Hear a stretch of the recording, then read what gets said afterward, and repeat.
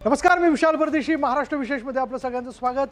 सरकार जनतेकरता कोणते महत्त्वाचे निर्णय घेत आहे, शिवाय लोकांकरता कोणते महत्त्वाचे प्रकल्प घोषित केले जातात, याबद्दलच्या वेगवेगळ्या घडामोडी आपल्याला महाराष्ट्र विशेषमध्ये जाणून घ्यायच्यात. चला सुरुवात करूया. सागरी व्यापार आणि उद्योगाशी संबंधित करण्यात आलेल्या सामंजस्य करारांच्या माध्यमातून येत्या काळात महाराष्ट्र देशाच्या सागरी व्यापार आणि उद्योग क्षेत्राचं नेतृत्व करेल, असा विश्वास मुख्यमंत्री देवेंद्र फडणवीस यांनी व्यक्त केला. नेस्को गोरेगाव इथे आयोजित इंडिया मेरीटाईम वीक 2025 मध्ये मुख्यमंत्री देवेंद्र फडणवीस यांच्या उपस्थितीत 15 विविध सामंजस्य करार करण्यात आले. यावेळी मुख्यमंत्री बोलत होते. अनेक कंपन्यांसोबत सागरी इकोसिस्टीम विकासासाठी सामंजस्य करार करण्यात आले असल्याचं सांगून मुख्यमंत्री देवेंद्र फडणवीस यांनी म्हटलंय की सुमारे 56,000 कोटी रुपयांचे हे करार आहेत. यामुळे महाराष्ट्राला सागरी व्यापार आणि विकासाच्या क्षेत्रात आघाडीवर नेण्यात मदत होईल. बंदर, वाहतूक, उद्योग आणि व्यवसाय या क्षेत्रातील सुविधा जागतिक दर्जाच्या बनतील. प्राकृतिक कृषी संमेलन 2025 राजभवन इथे मुख्यमंत्री फडणवीस आणि राज्यपाल आचार्य देवव्रत यांच्या उपस्थितीत पार पडलं.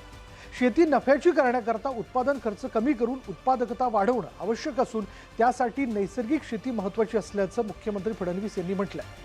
2014 पासून राज्यात 14 लाख हेक्टर क्षेत्र नैसर्गिक शेतीखाली आलं असून 25 लाख हेक्टरपर्यंत वाढवण्याचा निर्णय घेण्यात आला. नैसर्गिक शेती ही शाश्वत विकासाची दिशा असून गोधन संवर्धन आणि शेतीचा समन्वय पुन्हा प्रस्थापित करण्याची गरज असल्याचं त्यांनी अधोरेखित केलं. उत्पादन खर्च आहे तो आपल्याला कमी कसा करता येईल, उत्पादकता कशी वाढवता येईल, म्हणजे एकीकडे खर्च कमी होईल आणि उत्पादकता वाढल्यामुळे जे काही आंतरराष्ट्रीय बाजारपेठेने ठरवलेले भाव आहेत त्या भावातही शेतीमध्ये मोठ्या प्रमाणात नफा मिळेल. नागपूरमध्ये मुख्यमंत्री फडणवीसांच्या हस्ते महाज्योतीच्या प्रशासकीय इमारत आणि प्रशिक्षण संस्थेच्या इमारतीचं भूमिपूजन करण्यात आलं. या कार्यक्रमादरम्यान अपंग लाभार्थ्यांना ई रिक्षा वाटप करून सरकारच्या सक्षमीकरण आणि सर्वसमावेशक विकासाच्या बांधिलकीचा संदेश देण्यात आला. राज्य सरकार दिव्यांग नागरिकांना आत्मनिर्भर बनवण्याकरता विविध योजनांची प्रभावी अंमलबजावणी करत आहे. महाज्योती संस्थेच्या माध्यमातून समाजातील दुर्बल घटकांना शिक्षण, कौशल्य प्रशिक्षण आणि रोजगाराच्या संधी उपलब्ध करून देण्याचा शासनाचा उद्देश असल्याचं फडणवीसांनी सांगितलं. मुंबई क्लायमेट वीक ही जागतिक स्तरावरील परिषद पुढच्या वर्षी फेब्रुवारीमध्ये मुंबईत होणार असल्याची घोषणा मुख्यमंत्री देवेंद्र फडणवीस यांनी केली. विकसनशील देशांमधील वातावरणीय बदल, अन्न आणि ऊर्जा टंचाईच्या पार्श्वभूमीवर हा उपक्रम अत्यंत महत्त्वाचा ठरणार असून विकास आणि पर्यावरणीय कृती यांच्यात संतुलन साधण्यासाठी तो प्रभावी भूमिका बजावेल, असा विश्वास मुख्यमंत्री देवेंद्र फडणवीस यांनी यावेळी व्यक्त केला. राज्यात अतिवृष्टीमुळे झालेल्या नुकसानीसाठी जवळपास 32,000 कोटी रुपयांचं पॅकेज जाहीर करण्यात आलेलं आहे. यात आत्तापर्यंत 8,000 कोटी रुपयांचं अर्थसहाय्य वितरित करण्यात आलं असून याचा लाभ 40 लाख शेतकऱ्यांना होतोय. आणखी 11,000 कोटी रुपये वितरित करण्यास मंत्रिमंडळ बैठकीत विशेष बाब म्हणून मान्यता देण्यात आल्याचं मुख्यमंत्री देवेंद्र फडणवीस यांनी सांगितलंय. ही मदत पुढच्या 15 दिवसात शेतकऱ्यांच्या खात्यावर जमा करण्याचं नियोजन करण्यात आलंय. आळंदी इथे उपमुख्यमंत्री एकनाथ शिंदे यांच्या हस्ते इंद्रायणी नदी प्रदूषण मुक्ती प्रकल्पासह विविध विकास कामांचं भूमिपूजन करण्यात आलं. शिंदे यांनी इंद्रायणी नदी शुद्धीकरण हे श्रद्धा आणि पर्यावरण संवर्धनाचं कार्य असल्याचं यावेळी म्हटलं.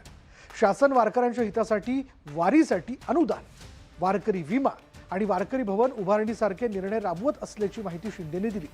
भक्तनिवास बांधकामासाठी 25 कोटी, महाद्वार घाट सुशोभीकरणासाठी 5 कोटी निधी मंजूर करण्यात आला. पद्मश्री लोकशाहीर कृष्णराव साबळे यांच्या स्मारकाच्या कोनशिलाचं अनावरण वाई तालुक्यातील पसरणी इथे उपमुख्यमंत्री अजित पवार यांच्या हस्ते झाले.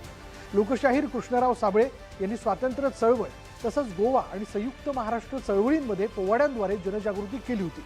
त्यांच्या कार्याचा गौरव म्हणून महाराष्ट्राला अभिमान वाटेल असं स्मारक उभारलं जाईल, अशी ग्वाही अजित पवार यांनी दिली आहे. माथेरान इथल्या पर्यटन विषयक पायाभूत सुविधांची कामं स्थानिक प्रशासनाने गतीने करावीत. सर्वोच्च न्यायालयाने माथेरान इथे ई रिक्षा सुरू करण्याबाबतचे निर्देश दिलेत आणि त्यानुसार माथेरान इथे पर्यटन वाढीच्या दृष्टिकोनातून ई रिक्षा सुरू करण्यासाठीची कार्यवाही गतीने करण्याच्या सूचना पर्यटन मंत्री शंभूराज देसाई यांनी दिल्या. सह्याद्री अतिगृह इथे माथेरान इथल्या पर्यटन विषयक पायाभूत सुविधा आणि माथेरानमधील स्थानिक समस्यांबाबत आयोजित आढावा बैठकीत पर्यटन मंत्री शंभूराज देसाई बोलत होते. आज महाराष्ट्र विशेषमध्ये इतकंच. पहा फक्त न्यूज 18 लोकमत.